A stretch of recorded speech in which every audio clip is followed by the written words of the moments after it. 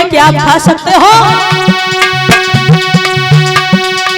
जौ की रोटी दही खवाई, ऊपर से दो नीर पिलाई।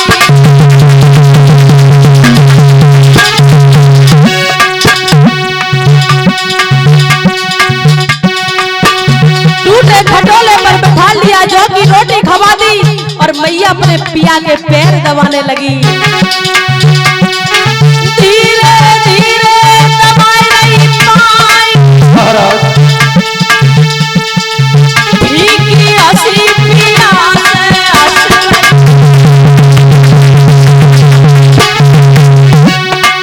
महाराज उसी समय उत्तानपाद ने सुनीति की कलाई को पकड़ा और उसी चारपाई पर लिटा देते हैं।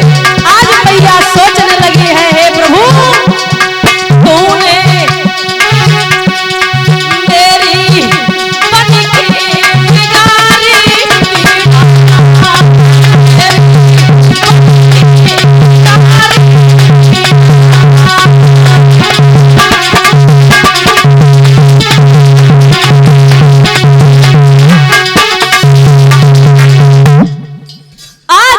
सुनीति भगवान को धन्यवाद कहती है।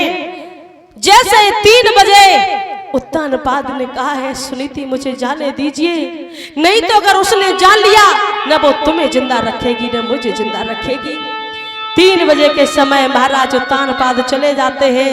दरवाजा खटखटाया, तब तक वो नागिन जाग चुकी थी।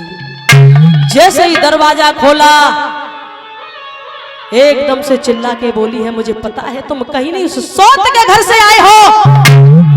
याद करो उस दिन की, आपने हमसे कहा था, वचन दिया था, सौगंध खाई थी कि हम सौत से कभी बात नहीं करेंगे, और आज की रात सौत के यहाँ गुजार के आए हो।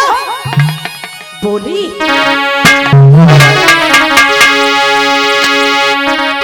मुझे पता है तुम कहीं और नहीं थे, सौती घर रहे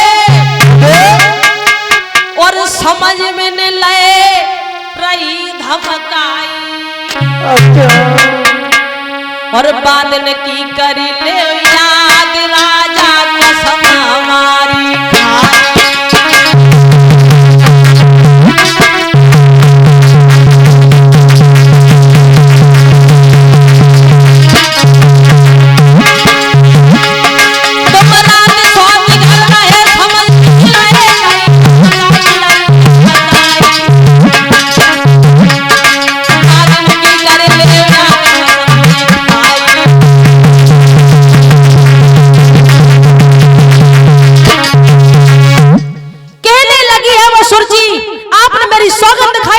जीवन में बात नहीं करेंगे और आज रात गुजार के आए हो।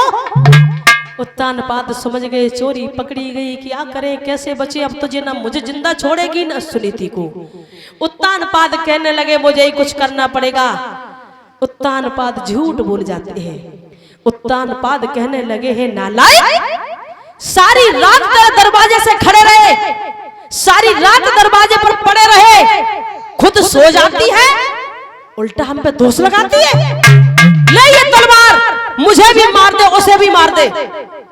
एकदम से सुरची समझ गई मेरे पिया निर्दोष है, इसका मतलब मैं ही सो गई थी। कहने लगी पिया मुझे माफ करना, मुझे नहीं पता कि मैं सो गई थी, आप तो दरवाजे पर पड़े रहे और मैंने कितना गलत दिमाग लगाया। उसी समय उसने अपने पिया की कलाई को पकड़ा। हुआ ऐसा कि पकड़ी कलाई पति अपने की, अच्छा ले गई घरे लिवाई।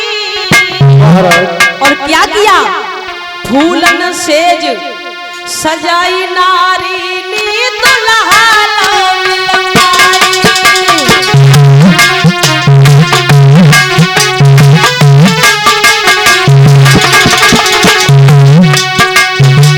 फूलन सेज सजाई नारी नींद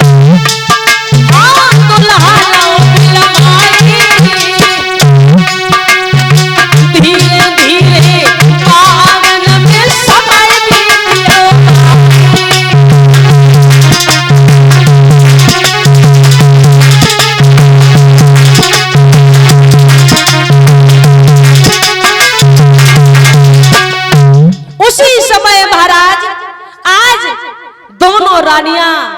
गर्भ धारण कर जाती है।